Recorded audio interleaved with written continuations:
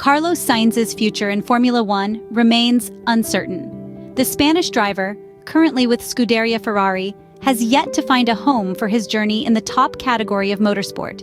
Aware since early February that he would no longer continue with the Maranello team at the end of the current championship, for Carlos Sainz, these have been months of meetings, discussions, some verbal agreements, and a few handshakes. But for now, there seems to be nothing concrete in sight yet for the recent winner of the Australian Grand Prix, the only one who in the last 2 years was able to break the Red Bull dominance. At the beginning of the weekend in China, Carlos Sainz was pressed by journalists, who asked him if there had been any developments in the last 2 weeks. But he dodged the question, saying only that little or nothing had changed compared to what we knew 2 weeks before at the Suzuka circuit. In the meantime, however, there has been an important movement in the F1 driver market, or rather a confirmation, namely Fernando Alonso's renewal with the Aston Martin team.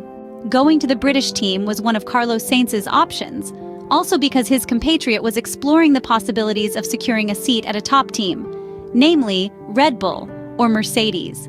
The reality of recent times, however, tells us that Mercedes is no longer so good at building F1 cars, at least with this technical regulation, while the Milton Keynes team is taking its time to assess whether Sergio Perez is still suitable for Christian Horner, Max Verstappen, and company. This last point could also be applied to Carlos Sainz's situation. For the current Scuderia Ferrari driver, the doors seem to be increasingly closed in what are now the top 3-4 teams on the Formula One grid. Obviously, we are excluding the red team from Maranello, which is without a doubt the second force on the track after the first 5 races of the current campaign. And it is logical that we are focusing on Red Bull, Aston Martin, and Mercedes, without considering McLaren, which has a clearly defined lineup for the next Formula One championship. As for the reigning champions, in the recent past, Helmut Marko has made it clear that the Milton Keynes team is not willing to engage in market games due to Audi's great haste in possibly having Carlos Sainz starting from the 2025 F1 season, when the team will still be sober and seeing the current results of the Swiss team. Well, it doesn't seem very appealing to race without any clear ambitions for a season, and then take a leap into the void, and hope that the Germans can have a winning project. For this reason, Carlos Sainz is looking around among the current top teams. Red Bull seems to be seriously considering renewing Sergio Perez. Even Christian Horner himself has indicated that there is no rush. Is he waiting for something? Perhaps the expiration of Audi's offer to Carlos Sainz.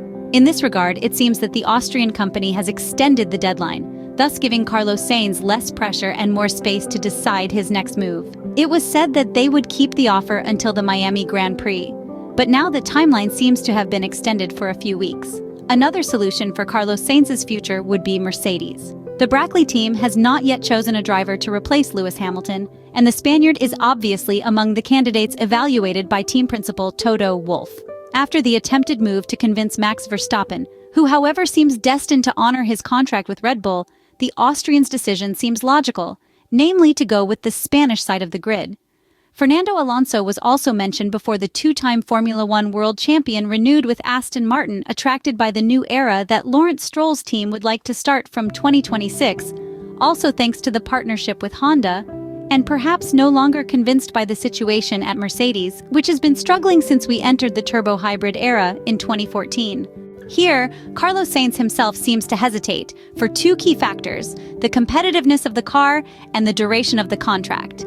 Carlos Sainz would like at least a 2-year deal, while Toto Wolff seems to want to offer him a contract for 1 year, with a possible extension for 1 more season that depends entirely on not anything more. Also to carefully monitor the progress of Andrea Kimi Antonelli, born in 2006, who recently got behind the wheel of the 2021 championship-winning W12, experiencing a real Formula One car for the first time.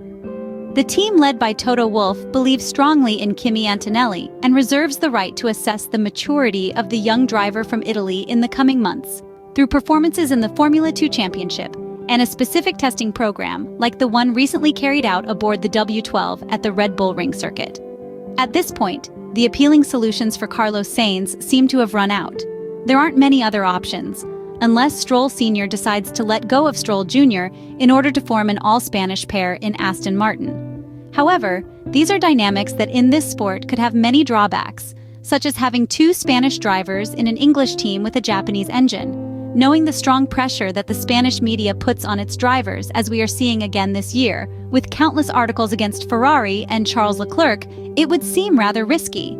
For Carlos Sainz, the Sauber 2025 option and then Audi 2026 could really materialize, something that would fill his pockets with a lot of money, but could seriously distance him, perhaps permanently, from the Formula One world title fight. If the Ferrari driver were to accept the German's offer, he would have to plan for a transitional year, where he could take advantage of the 12-month period to integrate himself with the new team and establish a solid relationship upon which to build the foundation for the near future. Given the current state of affairs, it seems rather difficult to imagine that both Valtteri Bottas and Zhou Guanyu could hope for an extension of their contracts and collaboration when the Sauber team changes its name. In short, the positive performances in these first races of 2024, except for the Chinese Grand Prix, had put Carlos Sainz on a high, adored and desired by all. But Formula One runs fast, even with the engines off, and there is a risk of being left empty-handed in a moment. At the dawn of the 10th Formula One season, Carlos Sainz's strengths are well known. The son of the two-time World Rally champion is often underrated as a driver. Thanks to his methodical approach to the race weekend, Carlos Sainz has managed on numerous occasions to compensate for the innate speed of a clear talent like Charles Leclerc. Throughout his career, the Spaniard has always stood out for his pragmatism, consistency, and tactical intelligence. He is, in fact, the ideal profile for a team that requires extensive and precise feedback from the driver and does not succumb emotionally to the various challenges faced throughout the Formula One season. In the 4 rounds he has participated in this year, he has achieved better results than his Maranello teammate on 3 occasions, as highlighted very frankly by Charles Leclerc himself ahead of the Chinese weekend. A great driver like Carlos Sainz is a rare commodity. In Formula One, he never creates any problems for his team, works hard, and almost always manages to maximize the results according to the potential of the car he is given. However, the Spaniard is not considered the savior, the one who drags the team to success and can win a world title. Nevertheless, the history of Formula One is full of cases where a driver's dedication has allowed various teams to achieve victories. For those with good memory or who have read about Williams's rich history, Riccardo Patrese was a fundamental driver for winning world titles in the 1990s. The Italian weaned the Renault 510 equipped with innovative pneumatic valves and the complex electro-hydraulic system of active suspensions. In the end, the titles went to Nigel Mansell and Alain Prost, but Frank Williams immediately thought of the Italian after the tragic loss of Ayrton Senna. This is the reasoning to make it understood that some drivers, even if less victorious, still represent a fundamental resource for teams that need precise experiences and feedback.